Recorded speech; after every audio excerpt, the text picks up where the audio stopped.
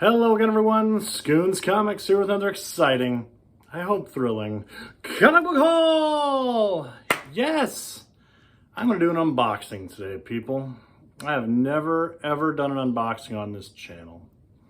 But I'm stuck inside, and I was on eBay, because why not? And I found a really good deal on a book I wanted. And I shot the guy an offer, and he accepted.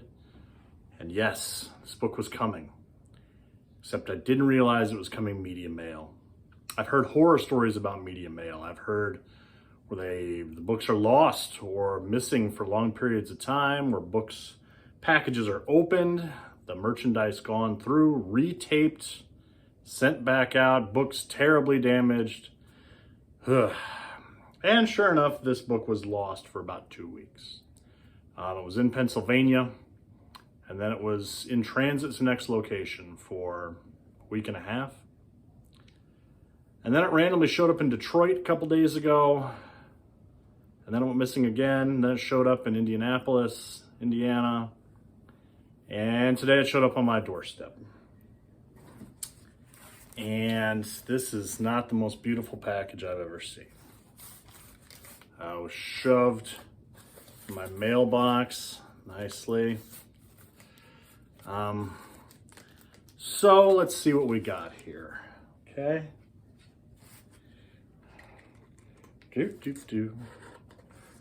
It's clearly been taped and retaped. Oh man. But the cardboard inside is goofy. Bear with me a moment.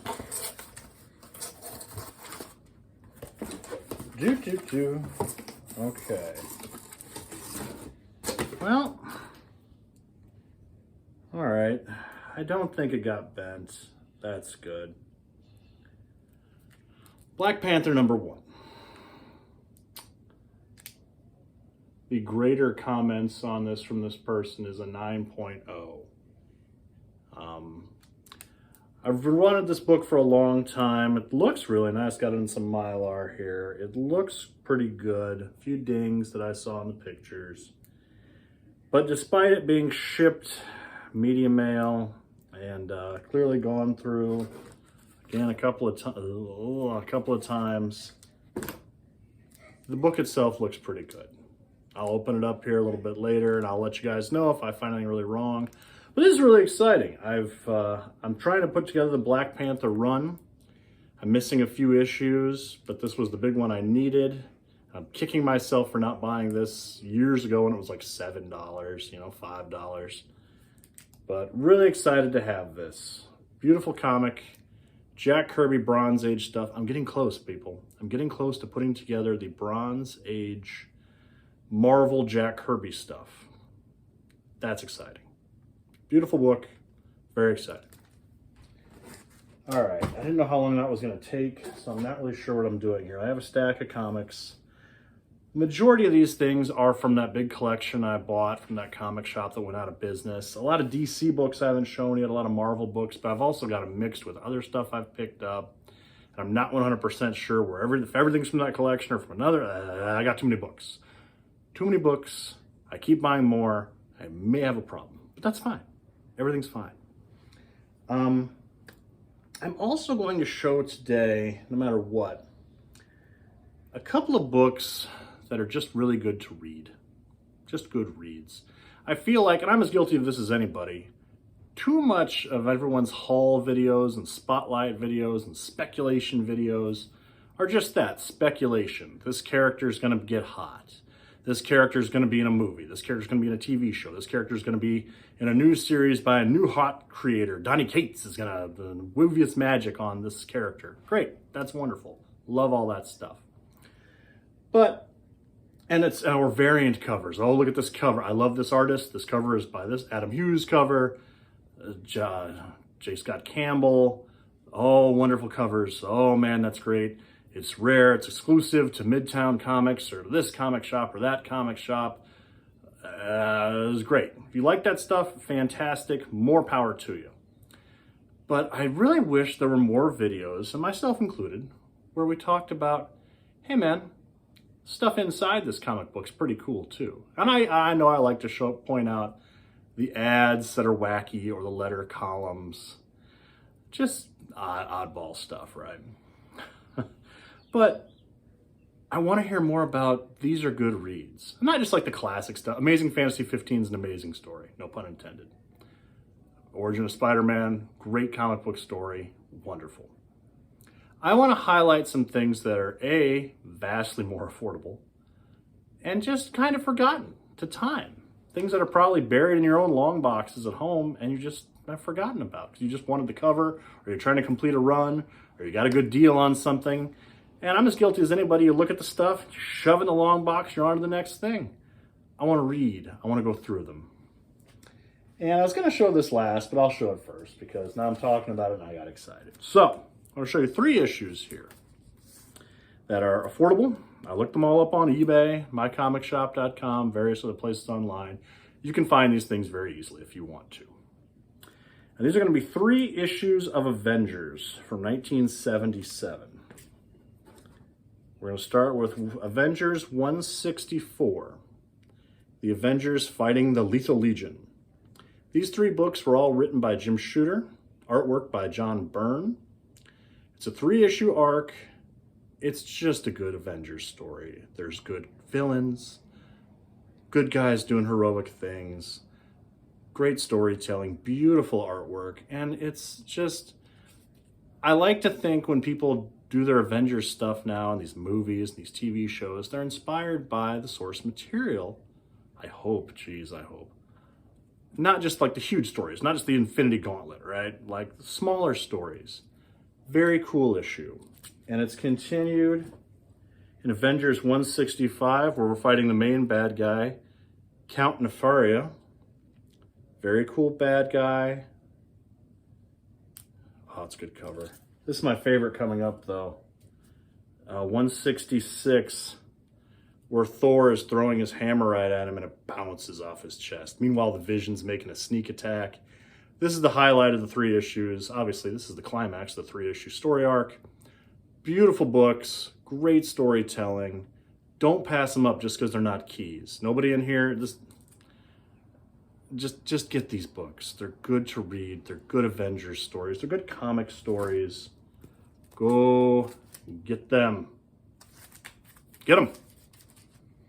All right. How long have I been babbling on? About 8 minutes? Cool. I'll show a few things, and I got like a short box here, but I'm certainly not going through all that. I'll start going through and we'll see how far I get. All right? All right. How's everybody doing, by the way? Everybody good? Y'all okay? State's opening up. Some of the comic shops getting back to business. I don't know. I got mixed feelings on all of it. I want to be out there as much as anybody. I'm dying to be out there. I'm dying to dig through boxes.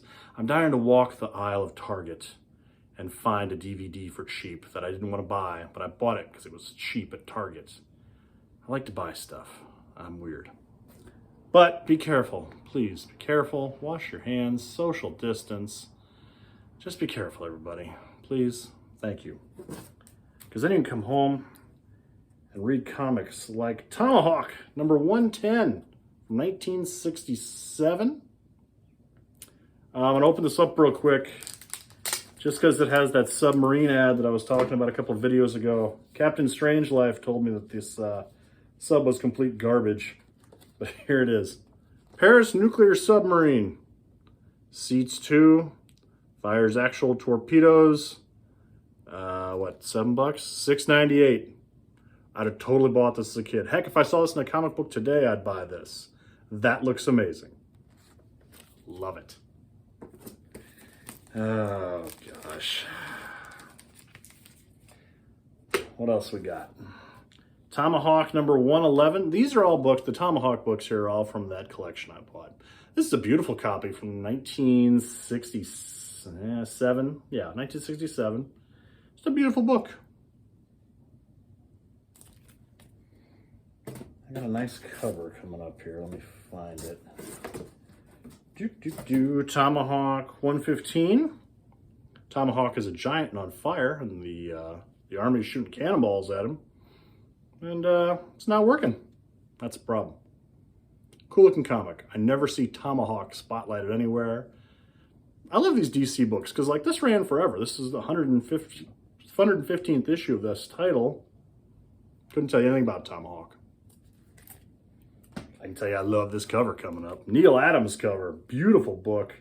123, Tomahawk, the Stallions of Death. Look at that perspective. That's beautiful. Underrated. Neil Adams is always just a master. I love his work. Gorgeous cover. Very excited to have it. Yes. Tomahawk 127. I don't know anything about this comic. It's Tomahawk, Silver Age. Cool. Son of Tomahawk, look out, 132. Son of Tomahawk. Ooh, this next cover is pretty cool. Son of Tomahawk, number 140. Ugh. Read those balloons there, a little uncomfortable. But hey, Tomahawk's not going to tolerate this happening. White boy here's in trouble. As well he should be. Cool comic. I like these 52 pagers. Extra comic for your buck. I'm always in favor of that. Oh gosh, what do I want to do here? Just going to highlight a few things. I got a ton of DC books, which I'm not super jazzed about. Batman Family, number 8. Cool looking comic, right? Dick Grayson going after Catwoman. Catwoman, the costume she's wearing here is one I'm barely familiar with. I'm much happier she's got her current outfits. Yeah, I don't see her leaping over rooftops with this on, but whatever. Oh, what else do I got? What do I want to show you people? Here's a really cool comic, guys. Having a short box next to me is a problem because comics tend to fall forward. Did you guys know this happens? Batman Family, Detective Comics 481. This has a really cool story of Batman by Jim Starlin, where this guy is going to, this geriatric gentleman, not generic, but geriatric. He's trying to transport his mind into Batman's body because he thinks Batman is the optimal physical male, and he wants to live forever as Batman, because who wouldn't? So that's pretty cool. This also has a really cool Robin story where fans submitted new costume ideas for Robin, and they actually selected 3, and they named the people that they picked, and they show their costumes, and they're actually drawn into the issue. Dick Grayson tries all 3 of them on, and then for various reasons they don't work, and he goes back to his regular Robin suit by the end. But it's a cool comic book, man. I was very happy to go through this and enjoy it. If you see this, pick it up. It's a lot of good stuff in here, except for Man-Bat. I hate Man-Bat. I hate Man-Bat. I don't know why. I just think he's a stupid character. Batman, totally logical in my mind's eye. Man-Bat, foolishness. Just foolishness. What do I want to do here? Bear with me. Trying to see what all I pulled aside here. All right, we're going to do a few more Batman, and I'm going to call it a day with Batman. All right? You're fine with that. I know you are. Okay. Brave and the Bold, 152. Batman and the Atom. Batman 272, featuring the Underworld Olympics, 1976. It's a cool idea. A bunch of bad guys come to Gotham to do evil bad guy things and have a competition about it. Right on. I like that. Detective Comics, Thrilling Mystery Tales, 433. The Killer in the Smog. Just like Marvel Comics better, man. I like their covers better. But these are fun. I mean, who doesn't love Batman, right? Especially when Batman's on horseback. Detective Comics 449. You know, Batman cattle rustling. I'd pick that up. And I did. And Batman 460 and Detective Comics 460. None of these are key. They're just kind of oddball things that I have in the collection. And I don't want to go out on that, so I'll go out on something a little bit cooler. Bear with me.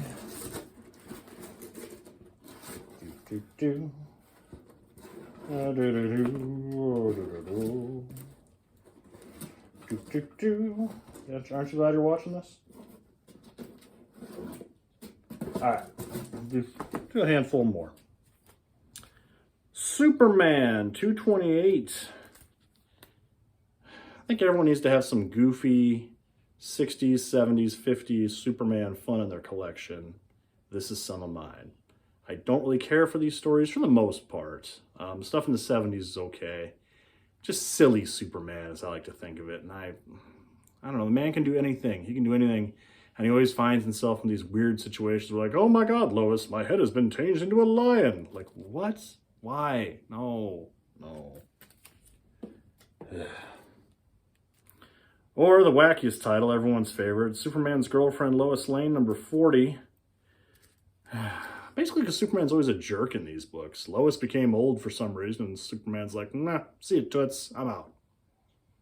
I don't know. I just never see the appeal. Like, they're funny. I just never see the appeal of these comics. Would you rush to the newsstand, the spinner rack to get these things? I don't know. I just don't know.